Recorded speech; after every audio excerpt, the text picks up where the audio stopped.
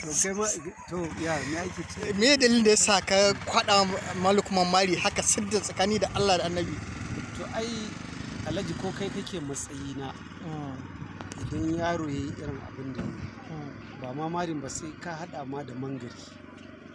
Ka san mu dama a ƙauye al'adar da aka taso alaikum salam al'adarmu da muka taso akwai girmama na gaba akwai kuma yin irin waɗannan abubuwa don dai a raya al'ada.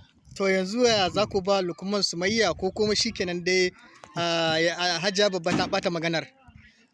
To kai yanzu a matsayinka na ɗan kallo kuma ɗan jarida me kake tsammanin zai iya faruwa? Gaskiya ku bashi ita ya wahala To za ku bashi. ai za a duba a gani tunda kaga ai abu ne wanda yake ana son ne a bi ƙa'ida. Musulunci ya ce a yi bincike. To wannan binciken shine mataki na farko kuma an ɗora bincike kuma ana kai. Amma akwai albishir na musamman. Menene albishir ɗin? Ai sai ka ba da goro. Na baka Kano gabaki ɗaya. To ai Kano bata mun ba. Shikenan na baka Yola.